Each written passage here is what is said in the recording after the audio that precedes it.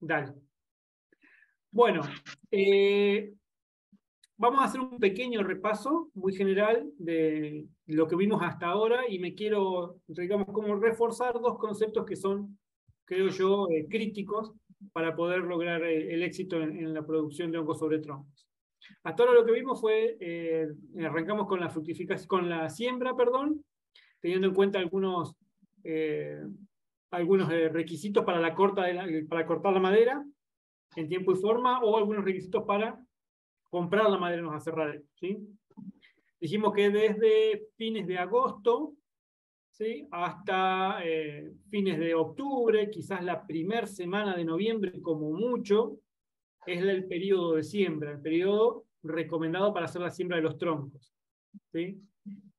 Hablamos de cómo realizar la siembra utilizando la técnica de la rodaja, en donde se cortan troncos de 50 centímetros de alto, con diámetros que son variables, lo ideal es entre 20 a 35 de diámetro. Esto es generalmente son las medidas que se tienen en cuenta cuando se compra madera en los aserraderos. Si uno voltea un álamo, quizás usa diámetros mayores diámetros y menores también, con el afán de aprovechar el árbol completo. Se hace la siembra, digamos, se corta la rodaja, se siembra y se ponen a incubar los troncos. En la incubación dijimos que teníamos que tener en cuenta tres aspectos fundamentales. Uno es la temperatura, otro es la oscuridad y otro es la humedad, ¿sí? Vimos tres formas de incubar, dos de ellas que aprovechan el suelo como, digamos, vector de humedad o como herramienta para controlar y manejar mejor la humedad dentro de la pila, que es la fosa, la incubación en fosa, y la incubación en paquete protegido, que los troncos van sobre el suelo, y vimos una tercera que es cuando uno no tiene posibilidad de disponer del suelo, embolsar los troncos de manera individual, en bolsas de polietileno, perdón, y de esa manera protegerlos de la desecación en los troncos, ¿sí? En todos los casos, el punto fundamental, y este es uno de los dos puntos críticos que quería mencionar en este pequeño y breve repaso, es el control de la temperatura, ¿sí?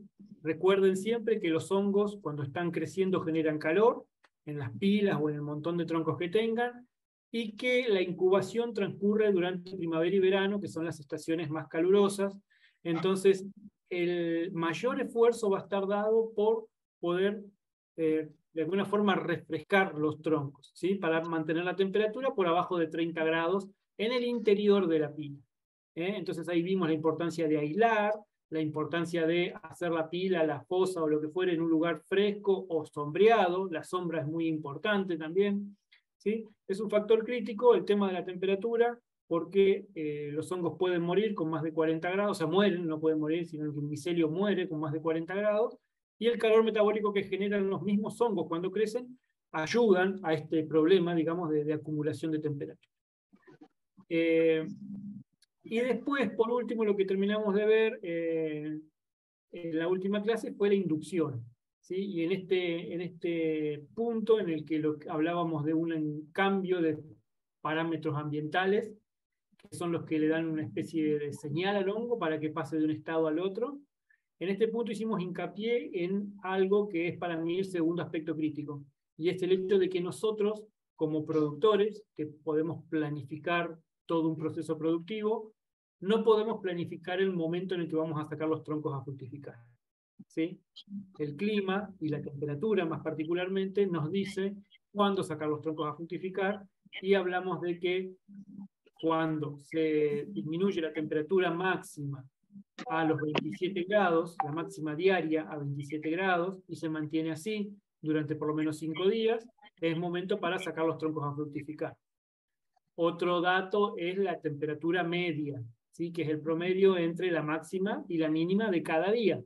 Cuando esa media va disminuyendo y llega a los 17 grados, y se mantiene en 17 grados durante por lo menos 5 días, ahí recién podemos tomar la decisión de sacar los troncos, ¿sí? Los otros dos aspectos que inducían a la fructificación eran la exposición a la luz y la ventilación de los troncos, y la exposición al aire libre, a un ambiente que tiene poca concentración de dióxido de carbono, que es el gas que se acumula dentro de las pilas o dentro de las bolsas, donde sea que están los troncos, propio de la misma respiración del micelio, ¿sí? Entonces, Con cambio en esos 3 factores, lo que dijimos es que se induce, el micelio se induce y pasa a otro estado fisiológico, que es el estado reproductivo.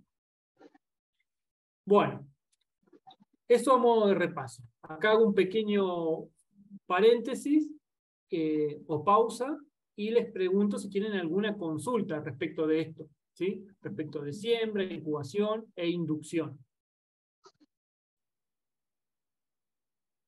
Yo quisiera hacer una consulta en cuanto al tronco de la planta, digo. ¿Por qué razón? Porque aquí lo que más abunda es el sauce criollo en las costas de río.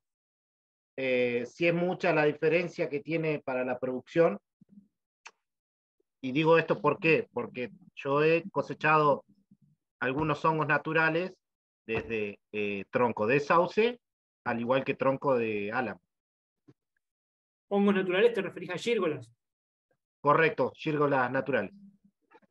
Sí.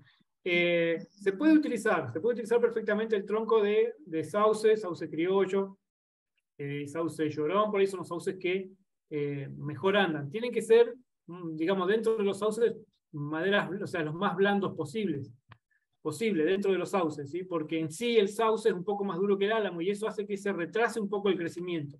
Por ahí si uno no tiene, si en tu caso no tenés álamos, si solamente tenés sauce, lo ideal sería planificar la siembra temprano, digamos, principio, digamos, desde fines de agosto hasta 15 de septiembre, de manera de darle más tiempo de incubación, para poder garantizar que el hongo pueda, digamos, avanzar y degradar esta madera que por ahí le va a costar un poquito más que el álamo. Perfecto, muchas gracias.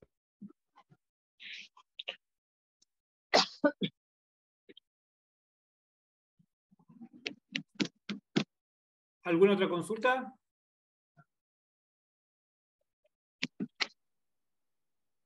Bueno. Entonces, vamos a avanzar. Yo les decía que uno tiene que desarmar la pila, desarmar el paquete, abrir la fosa, donde fuera que tiene los troncos. Perdón, Cristian. Sí. Una pregunta. Cuando pones los troncos, suponete en el piso, cuando haces el pozo en el piso, Sí. ¿cuánta cantidad de troncos puede haber uno arriba del otro? Los que sea hasta que llegas a la fosa, digamos, hasta arriba de la fosa.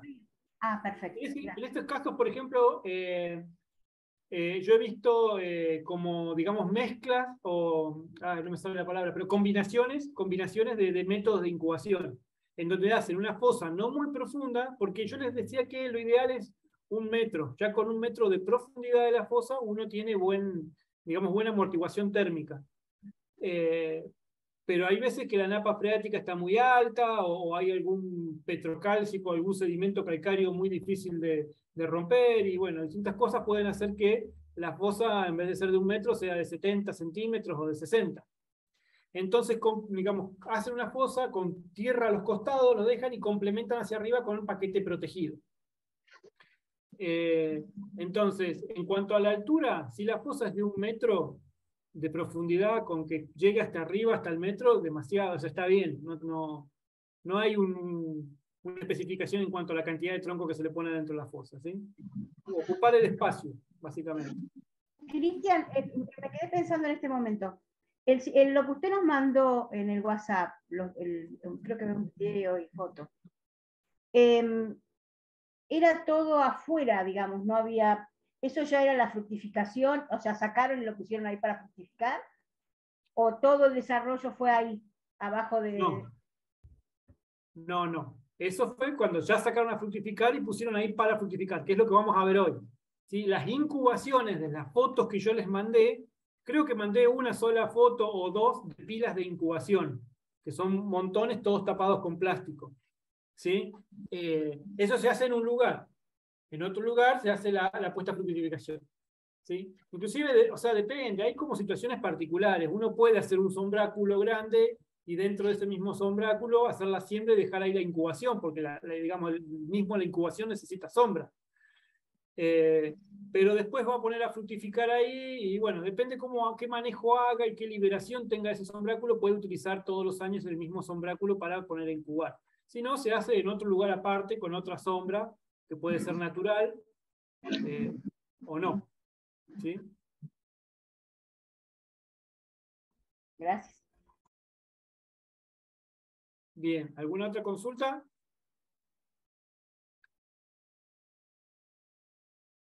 Bueno, avanzamos entonces. Nosotros, yo les decía, desarmamos los paquetes, desarmamos la fosa y sacamos los troncos. Cuando sacamos los troncos, vamos a esperar que afuera, digamos, que el frío, digamos, sea la temperatura indicada que tenemos que tener afuera para sacar los troncos. Entonces, en el solo hecho, en la acción de desarmar y sacar los troncos, ya estamos dando parámetros de inducción. Estamos exponiendo el tronco a los cambios climáticos que ya mencionamos, que son los necesarios para lograr la inducción. Ahora, más allá de eso, los troncos tienen que estar en un lugar con determinadas características para poder lograr un desarrollo satisfactorio. O sea, inducirse se van a inducir, pero la inducción no es ni más ni menos que pequeños primordios microscópicos de tejido que ya tienen la función de, en condiciones apropiadas, transformarse en un hongo, en una gírgola. Pero si las condiciones no son las apropiadas, ese primordio que se indujo nunca va a llegar a transformarse en una gírgola. Entonces vamos a ver eso ahora. ¿Cuáles son las condiciones que tiene que tener un primordio, un micelio ya inducido, para poder llegar a transformarse en una gírgola y poder cosechar un producto de calidad?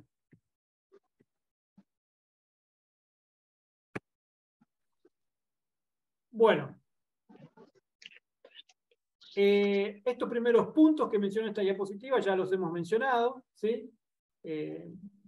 Básicamente el tema de la fecha, el momento de puesta a fructificación, que como dijimos nos da el clima, nos da la temperatura, la disminución de temperatura del otoño, y la inducción, en donde mencionamos particularmente los factores ambientales. Hay un segundo grupo de factores que son nutricionales, pero son para casos, digamos, no productivos, son para casos más vale teóricos o ecológicos más que teóricos. Entonces no lo vamos a mencionar, o se los menciono, pero muy simplemente, muy por arriba, digamos. Hay momentos en los que en la inducción se da, más allá de que no hayan cambios climáticos ambientales que acabamos de mencionar, digamos que cuando el sustrato o el alimento del hongo ya no cubre sus necesidades, el micelio se induce por deficiencias nutricionales. ¿Sí? Básicamente cuando, por ejemplo, no tiene más nitrógeno en el tronco o en el sustrato en el que sea que esté creciendo. Nosotros ya habíamos hablado de que el tronco de por sí tiene poco nitrógeno. ¿Sí? Si nosotros de alguna forma mantuviéramos un tronco siempre en incubación durante años, en algún momento se le va a terminar ese nitrógeno y pudiera inducirse sin que, digamos, en la oscuridad, sin ventilación y con alta temperatura, porque es otra vía la que está induciendo la diferenciación, ¿sí? Que es una vía nutricional. Pero bueno, eso es algo que en general directamente no ocurre en un emprendimiento productivo, en donde la inducción se hace sí o sí por cambio en los parámetros ambientales. Bueno, y ahora sí, ¿cuáles son los requisitos que tenemos que tener para poder lograr frutos de calidad?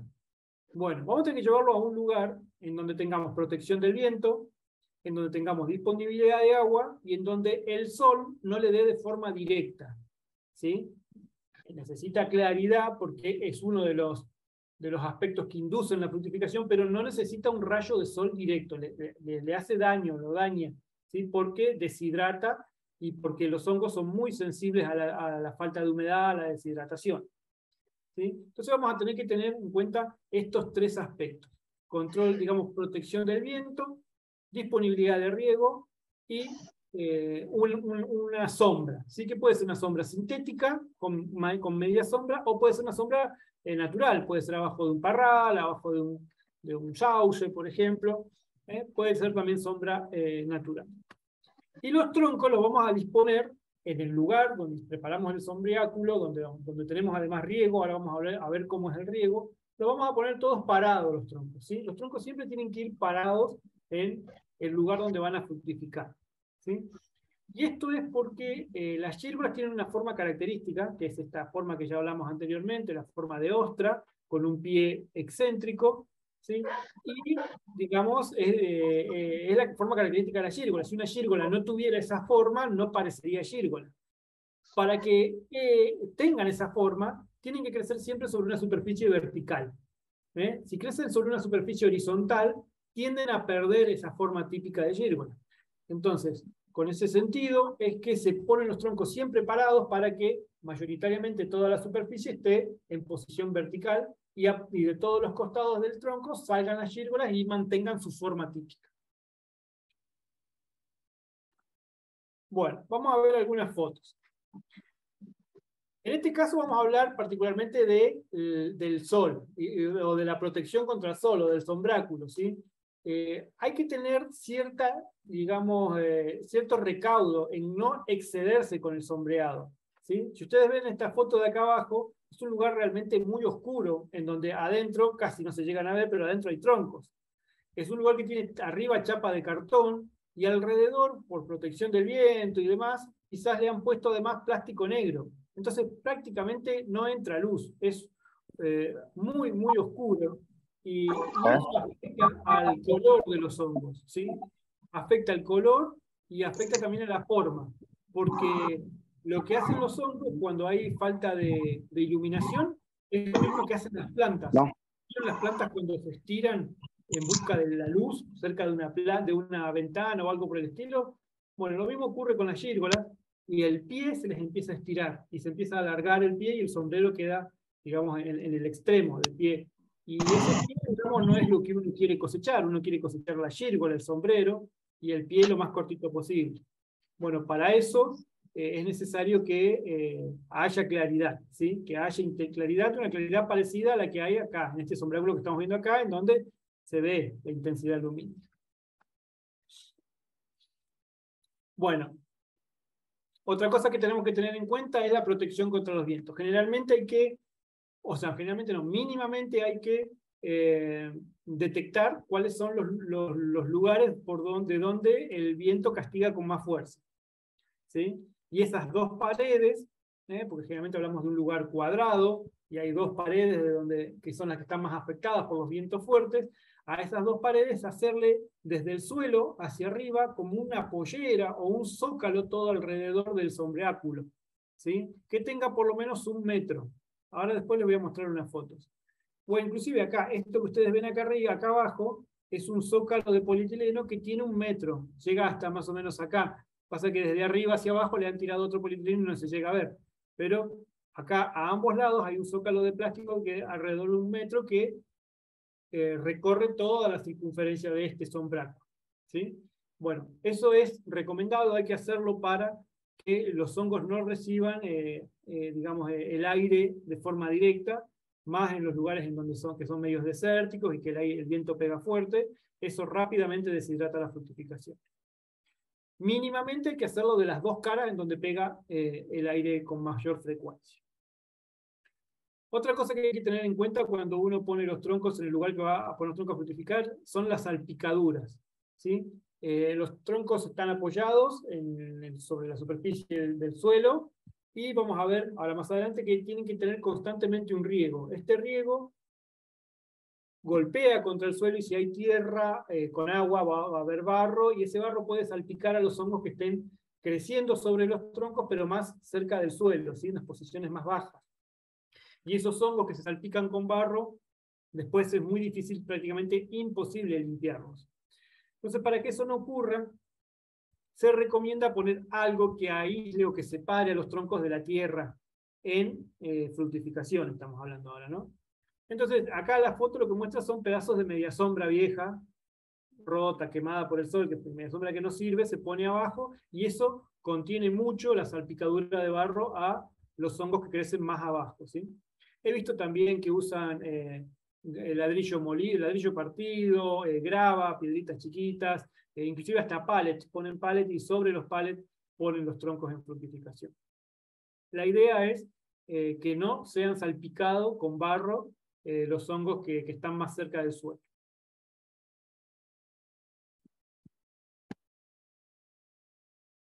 Bueno, acá hay imagen de un sombráculo cuadrado, y la tengo, digamos, como para mencionar algunas cuestiones. Uno, fíjense cómo es la disposición de los troncos, ¿sí? El distanciamiento de troncos. Los troncos van todos parados y separados mínimo unos 25 centímetros entre cara y cara de tronco, ¿sí?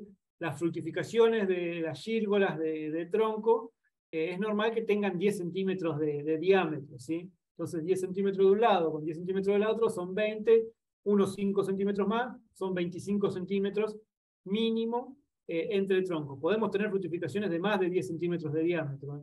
Es bastante común eso. Entonces, para hacer una disposición correcta y que los hongos no se toquen uno con otro porque se van a deformar, se ponen a esa distancia, ¿sí? Otra cosa importante que hay que tener en cuenta cuando los sombreaderos son grandes, grandes me refiero digamos, más de 20 metros cuadrados, digamos, el techo, hablando de un sombráculo, digamos, hecho con media sombra, no tiene que ser un solo paño de media sombra todo el techo. Generalmente se hacen, digamos, la media sombra tiene un ancho de 4 metros y se hacen tiradas de 4 metros. Un paño de 4 metros que se ata de un extremo al otro y recorre todo el sombráculo. Luego se deja digamos, un espacio entre media sombra y media sombra libre. Y no se ata una media sombra con la otra. Quedan separadas. Y se pone la otra tirada de media sombra de 4 metros. Eso sería para un caso que tuviéramos un sombráculo de 4 metros 20 de ancho por un largo de cual sea, 5, 6, lo que fuera de largo, ¿sí? ¿Para qué es eso? Eso es porque después cuando corre viento la media sombra empieza a hacer este movimiento. Y cuando el techo es toda una sola media sombra unida, se mueve mucho más y se rompen, y el mismo viento la destruye. En cambio, cuando tenemos, digamos, franjas de media sombra y que no están unidas una con la otra, no están atadas ni nada, es más, tienen un espacio entre ellas de unos 15, 20 centímetros, eso hace que el viento pase por ahí y que el movimiento sea mucho menor, ¿sí? Después vamos a ver una foto. Pero bueno, en este caso en particular era un sombráculo grande, tenía como 10 por 10, y el techo era toda una sola media sombra, no le duró ni 10 días, en los primeros vientos se rajó todo. Entonces, bueno, quería comentarles eso respecto de cómo armar el sombráculo arriba. Bueno, acá ven varias cosas. Uno, acá lo que les estaba comentando de la media sombra. ¿Sí? Fíjense que, si ustedes ven acá donde apunta la flechita, ahí empieza una media sombra. Esta media sombra que llega hasta acá es un paño de 4 metros debe tener mínimo 50 metros de largo. Y acá se ve el otro paño, ¿sí? Y acá está el otro paño. Y hay una separación entre paño y paño. Eso es para que justamente la media sombra no haga esto, ¿sí? Cristian, te hago una pausita. Falta 5 minutos y se va a cortar, así que nos volvemos a conectar al mismo link. Te pedimos disculpas por la molestia, pero nos conectamos al mismo link, si te parece. ¿Está bien? Dale. Apenas se corte, ya sabemos todos que volvemos al mismo link. Dale, bueno, gracias. Bueno, ¿qué otra cosa vemos en esta foto? Lo que estamos viendo también es el riego, ¿sí? Ustedes ven acá que hay una cañería, generalmente manguera negra de media pulgada, ¿sí? Con unas puntas que largan una especie de lluvia muy finita, ¿sí? Y acá lo importante es justamente esto, que la lluvia sea fina. El tamaño de gota hay que tener en cuenta. Porque, ¿cuál es el objetivo del riego? ¿Para qué regamos los troncos cuando están en fructificación? No regamos los troncos y el ambiente para aumentar la humedad relativa, porque en un ambiente, en un espacio abierto, como el que ustedes están viendo en las imágenes, la humedad se la lleva el viento, digamos, es prácticamente imposible mantener la humedad relativa alta. Y además en el otoño, con la humedad que tenemos, digamos, son condiciones propicias para que los hongos fructifiquen en nuestra zona.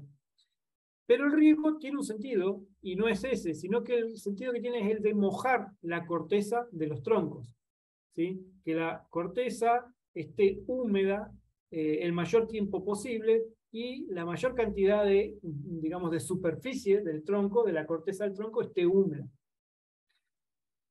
Si yo tengo gotas muy gruesas, que pueden, digamos, ser direccionadas desde el microaspersor, con fuerza y llegar hasta el tronco y golpearlo o impactar sobre el tronco, esa gota va a pegar siempre en el mismo lugar. y va a humedecer siempre la misma cara, el mismo lugar del tronco. Y el resto del tronco no va a recibir humedad, no va a recibir agua y no va a estar húmedo, va a estar seco. ¿Sí? Vamos a tener por ahí medio tronco o una parte del tronco húmeda y la otra parte totalmente seca. Esto ocurre porque la gota es muy pesada y va dirigida, digamos, con mucha fuerza y tiene mucho peso. Básicamente eso. Si la gota fuera más chica, que es lo que recomendamos, que tratamos de hacer, genera una especie de niebla. Esta niebla es movida por el viento, hay turbulencia que arrastra la gota y genera un efecto como envolvente. ¿Sí? Entonces, las gotas terminan mojando mayor superficie del tronco. Por esto es que es necesario que las gotas sean chicas, para poder mojar mejor los troncos. ¿Qué frecuencia de riego le vamos a dar? Como les digo, lo ideal es mantener la mayor cantidad de tiempo mojada la corteza. En pleno otoño, uno dando un riego, digamos, mojando bien la corteza, capaz que 1 hora le dura la corteza húmeda, pero es muy probable que luego de ese periodo se vuelva a secar. Entonces, lo ideal es que como mínimo hagamos 4 riegos por día de los troncos. Como mínimo, si podemos hacer 5 o 6 riegos, mejor. Estos riegos siempre tienen que tener el objetivo de mojar la corteza y tienen que, lo ideal es que no sean muy largos tampoco. Riegos cortitos de 2 minutos, 3 minutos, cuando, digamos, tenemos un sistema de riego por ahí que podemos llegar a programar. Ahora vamos a mostrar. Y hay distintas formas de programar, o distintos programadores que me van a permitir distinta prestación en cuanto a los tiempos de riego. Pero lo general y lo mínimo y lo general que generalmente se hace son 4 riegos, ¿sí? De 15 minutos cada riego por día. Y los riegos arrancan alrededor de las 10:30, 11 de la mañana, ¿sí? Antes no, porque ahí nos ayuda el rocío a mantener húmeda la corteza. Y se extienden hasta las 6, las 7 de la tarde. En ese periodo, entre las 11, 10:30, 11 y 7 de la tarde, ahí hay que meter los 4 riegos, 5 o 6 riegos, que sería lo ideal. ¿Sí?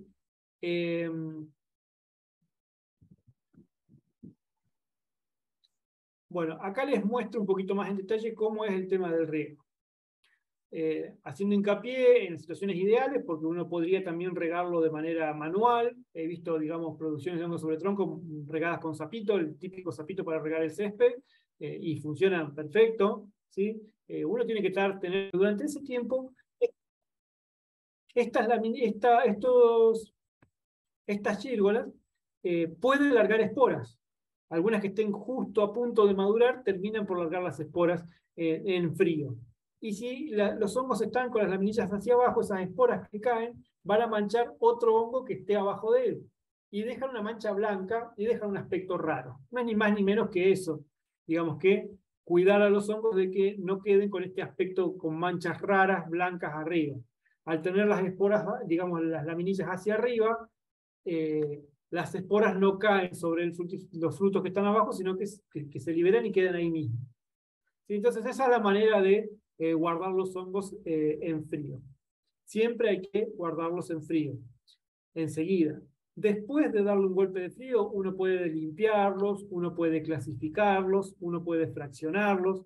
¿Sí? Todo eso no hay que hacerlo nunca en caliente, porque el hongo es muy frágil. En caliente me refiero a recién cosechado, a temperatura ambiente. El hongo es muy frágil, y es más frágil aún a esa temperatura.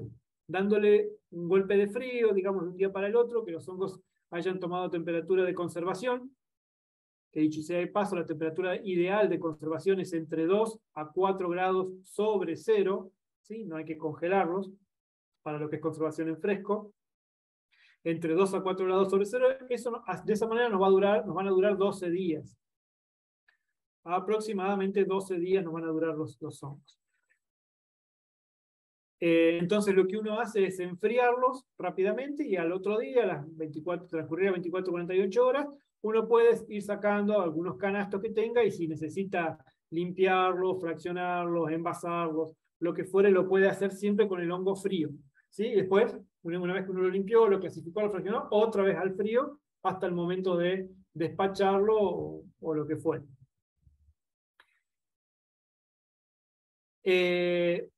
Bueno, ¿qué me queda de esta diapositiva? Vamos a hablar de los rendimientos. ¿Cuánto me produce un tronco? ¿O cuánto me produce una producción de determinada cantidad de troncos?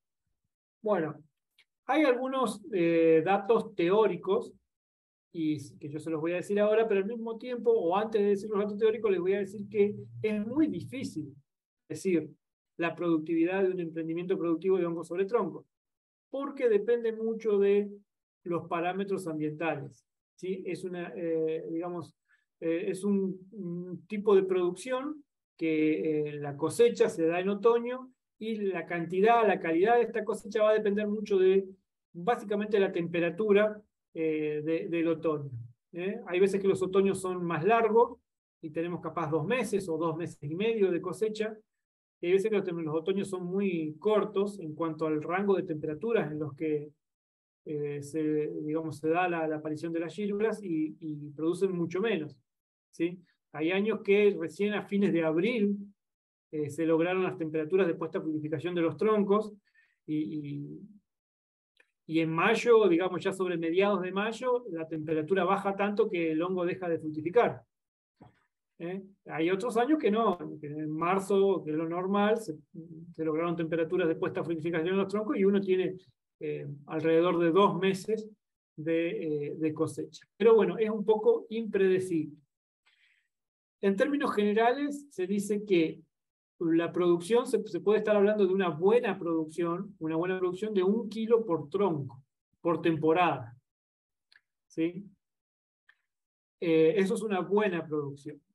¿Eso qué sería? Que un tronco arranca con una temporada, o sea, un primer otoño, que nos puede dar 1,2 kg. Vamos a ver que los troncos nos sirven varias temporadas, entonces va a haber un segundo otoño de unos 800 o 1 kilo, donde va a bajar, y puede haber un tercer otoño de unos 400 o 500 gramos, ahí ya baja muchísimo.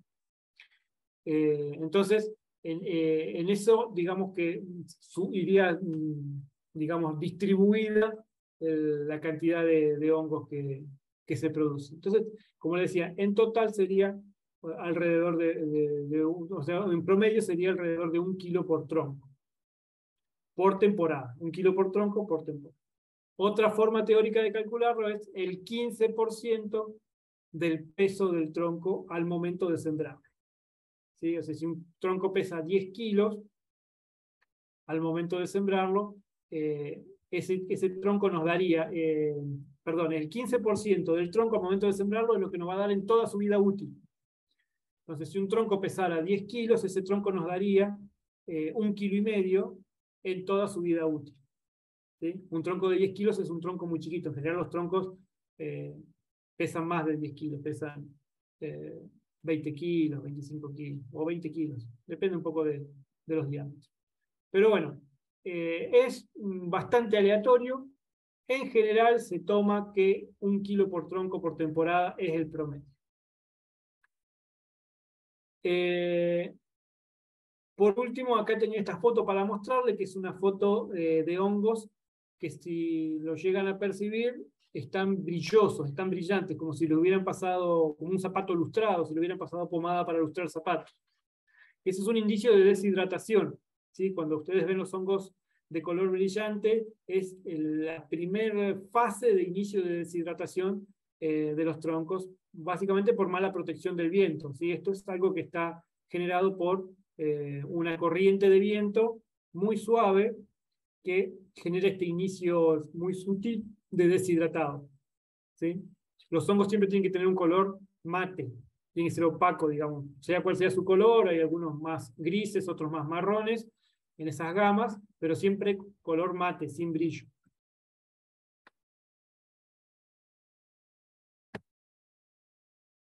Acá tenía la otra foto para mostrarles, digamos, que cómo es un hongo sin brillo, ¿sí? Es un hongo que está bien, que no está deshidratado comparado con el que está abajo. Bueno, acá fotos del fenómeno de liberación de las esporas. Estos son gírgolas que ya están totalmente extendidas, ¿sí? Si ustedes ven acá abajo, se ven unos puntitos blancos, todo en el borde, que son las esporas que ya se están liberando. ¿sí? Y en este punto en particular quiero comentarles que existe cierta susceptibilidad de algunas personas a la inhalación de las esporas de pleurotus.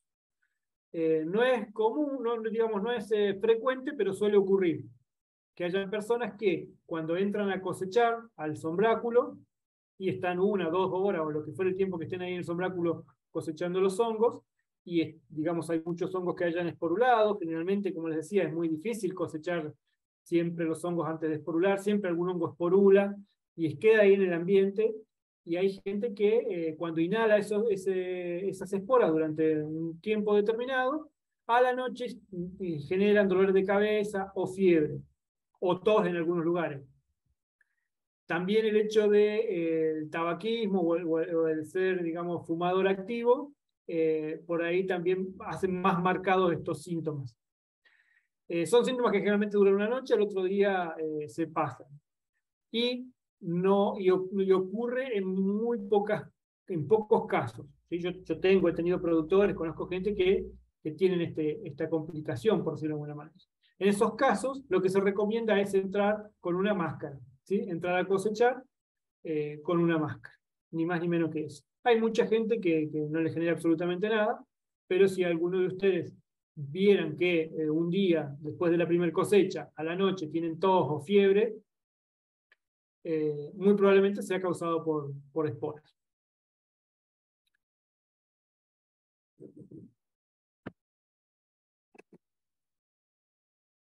Bueno, hasta acá vimos todo el proceso productivo: siembra, incubación, puesta, fructificación, condiciones de fructificación, cosecha y refrigeración. ¿Cómo sigue? ¿Cómo sigue la cosa? ¿Qué hacemos con los troncos? Digamos, con el ciclo empezamos en primavera, hicimos la siembra, toda la primavera y todo el verano estuvieron en incubación los troncos. En el primer otoño que sigue pusimos los troncos a fructificar. Y bueno, imaginémonos que ya llegamos a 15 de mayo, que ya empezó a hacer mucho frío y los troncos dejaron de dar, ¿sí? A medida que vamos entrando, digamos, saliendo del otoño y empezando a aproximarnos al invierno, que cada vez hace más frío, los troncos cada vez dan menos, tardan más en crecer, y llega un momento que ya hace tanto frío, digamos, alrededor del 15 de mayo, que ya los troncos no producen más hongos. ¿Qué hacemos en ese punto? Bueno, primero, no los vamos a desechar a los troncos, no los vamos a tirar, porque los troncos nos van a servir más de una temporada, ¿sí? Si son troncos finos, digamos de 20, 25 centímetros, quizás nos sirvan 2 temporadas y nada más, no nos van a dar una tercera temporada. Si son troncos más gruesos, 30, 35, 40, seguramente nos vayan a servir 3 temporadas, ¿sí? Entonces, ahí lo que vamos a hacer con esos troncos, ya saber que no los tenemos que descartar, porque van a seguir su ciclo productivo.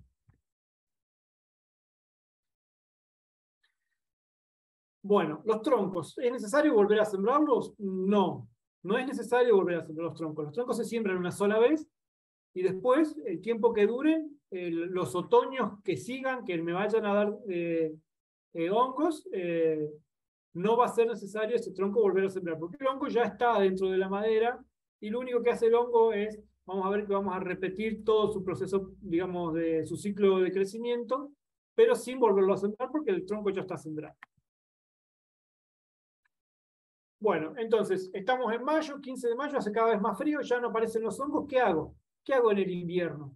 Que es lo que se me viene, la estación que se me viene. No hago nada. Realmente lo que hago es dejar los troncos ahí en fructificación, en el mismo lugar donde los tenía fructificando, en el sombráculo. Los dejo ahí, no los muevo y suspendo el riego, ¿sí? En teoría, en invierno hay, digamos, se incrementan las precipitaciones, se incrementa la humedad relativa. El hongo está dentro del tronco, está vivo y necesita humedad.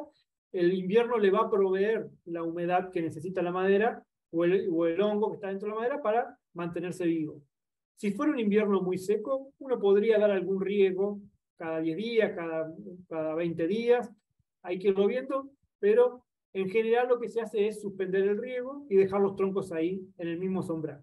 Si fuera muy seco, uno da algún riego como para que los troncos, digamos que el micelio que está dentro de los troncos no muera. Luego del invierno viene la primavera. ¿Y qué hago en primavera? En primavera lo que voy a hacer, digamos que desde fines de agosto hasta fines de septiembre, lo que voy a hacer es estar atento a esperar una posible fructificación primaveral. ¿Sí? Hasta ahora no les había hablado de esto, se los menciono ahora y muy brevemente porque es algo poco frecuente que ha ocurrido algunos años y puede suceder. Entonces, como es interesante el hecho de poder volver a cosechar algo en primavera, y es algo que ha sucedido algunas veces, yo se los comento ahora, ¿sí? Y les menciono que es algo que puede ocurrir entre fines de agosto y fines de septiembre. Entonces, básicamente, los troncos están en el mismo lugar que está acondicionado para la fructificación, permanecen ahí. Lo único que voy a hacer es volver a la frecuencia de riego del otoño, ¿sí? Voy a volver durante ese poquito más de un mes a dar los mínimos 4 riegos por día, ¿sí? Tratando de mantener la corteza húmeda, esperando a que se puedan llegar a inducir los troncos y dar algunos primordios o algunos hongos que podrían llegar a aparecer. ¿Sí? Llegamos a septiembre, digamos, llegamos a septiembre y pudimos haber cosechado o no, pero empieza a hacer cada vez más calor. En el mes de octubre, lo que se recomienda es volver a incubar esos troncos. ¿Sí? Ahí sería verlos como si fueran troncos recién sembrados y hacer todo el proceso, digamos, de producción nuevamente. Si yo la primera vez incubé en una fosa, bueno, esos troncos, volverlos a meter en una fosa. Si yo incubé en un paquete protegido, volverlos a meter en un paquete protegido esos troncos. Y si yo incubé embolsando, volver a embolsar esos troncos para que pasen todo lo que queda de primavera y todo el verano, como es una suerte de una reincubación, una segunda incubación en las mismas condiciones en las que yo hice la primera incubación. ¿Sí? El único recaudo extra que voy a tener que tener acá es que cuando yo ponga los troncos a reincubar, yo voy a venir de este aumento de frecuencia de riego primaveral para ver si puedo cosechar los hongos que podrían llegar a aparecer en primavera. Quiere decir que voy a venir con los troncos con mucha humedad. Entonces no es que suspendo el riego y digo, supongamos voy a la tarde y digo, bueno, listo, ya no me dio nada, esperé toda la primavera y no, esperé todo el mes de septiembre, no me dio nada, voy a reincubar los troncos. Apago el riego y los embolso y los guardo. No hay que hacer eso porque los troncos tienen mucha humedad en ese momento. Entonces generalmente lo que se hace es suspender el riego y dejar de un día para el otro que los troncos se oreen, que pierdan un poco de humedad. ¿Sí? Y recién ahí reincubar los troncos de manera exactamente igual a como yo hice la primera incubación. Y a partir de ahí ya se repite el ciclo, porque al próximo otoño va a ser lo mismo que yo hice en el primer otoño. Voy a tener que esperar que el otoño de ese año, que puede o no ser igual al otoño del año anterior, me dé las condiciones de temperatura necesarias para yo poder sacar los troncos a que se induzcan con el frío del otoño. Entonces voy a repetir, voy a sacar los troncos y voy a iniciar mi segundo otoño, mi segunda cosecha otoñal, ¿sí? De esos troncos que yo sembré hace 1 año y medio atrás. ¿Sí?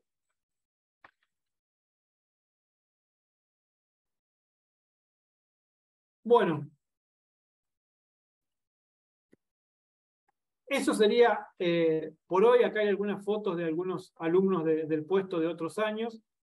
No sé si tienen alguna consulta.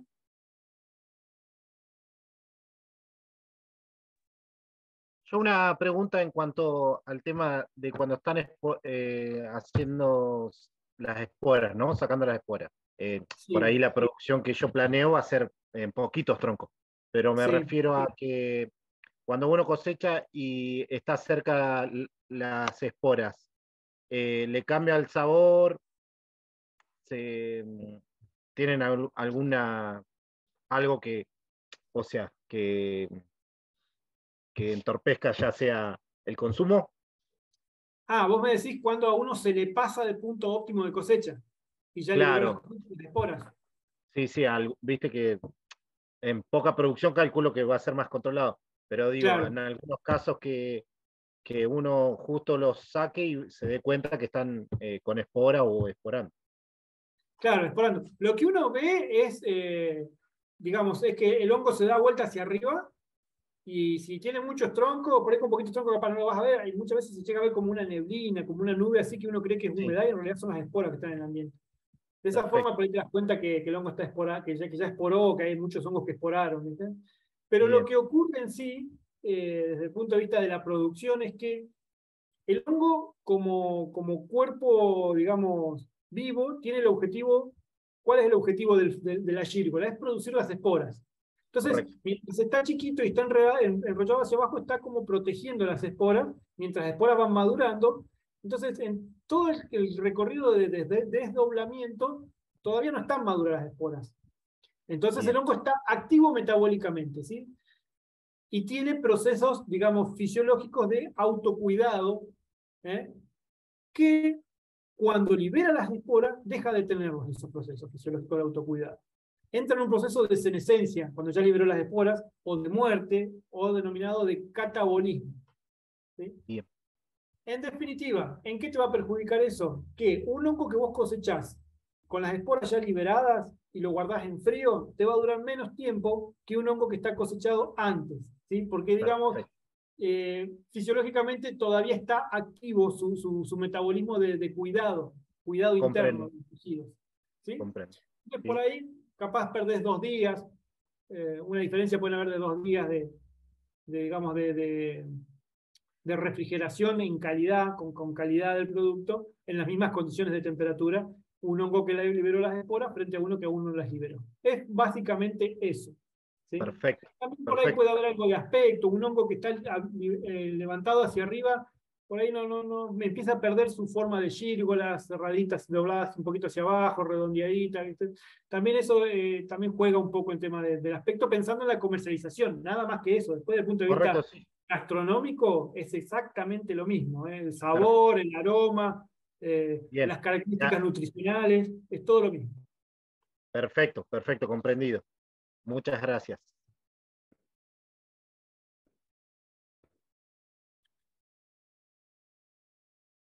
Bueno, no sé si tienen alguna otra consulta. La Una clase.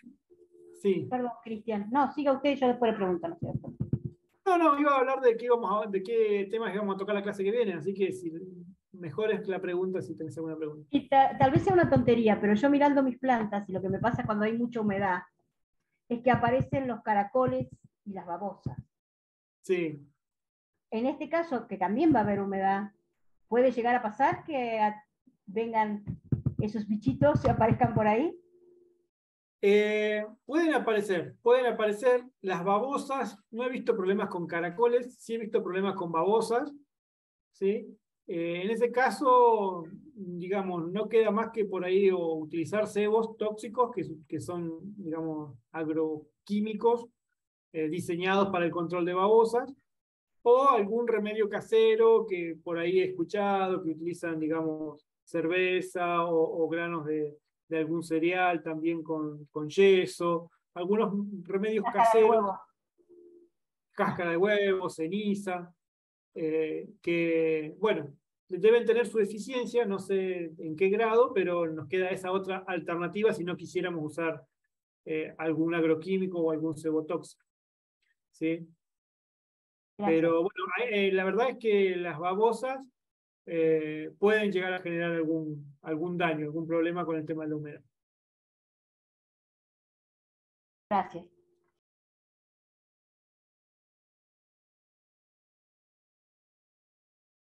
Vuelvo, disculpen. Cuando hacemos la fosa, la utilizamos una temporada, ¿la podemos reutilizar? Sí que se puede reutilizar, no hay problema.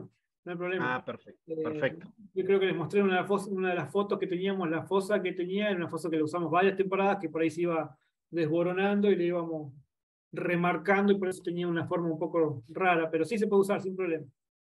Lujo, buenísimo. Y suponete, yo vivo en cordillera, ¿no? Lugar de nieve, quizás para hacer la fructificación, o sea, que salga el hongo en exterior y después dejando el tronco, ¿también funcionaría o preferible que se tape para que no tenga demasiada humedad o que la nieve le afecte? No se va a congelar, me dijiste el hongo, pero bueno, digo, que afecte en algo negativo. No, la nieve no afecta en nada negativo. En nada, o sea, puede estar tapado de nieve, pasar todo el invierno tapado de nieve y después, digamos, cuando se derrita la nieve, continúan con el ciclo. Lo que sí que en zona de cordillera lo que cambian son las fechas, ¿no? Por eso yo les dije las temperaturas, por ahí estaba hablando de ejemplos de mayo, de marzo, de febrero, seguramente para allá, digamos, lugares cordilleranos la fructificación se adelanta. Correcto. Y todo se atrasa, digamos, se adelanta todo, digamos, capaz que en febrero ya tenés temperaturas de fructificación y capaz que en abril ya no cosechas más. Sí, es lo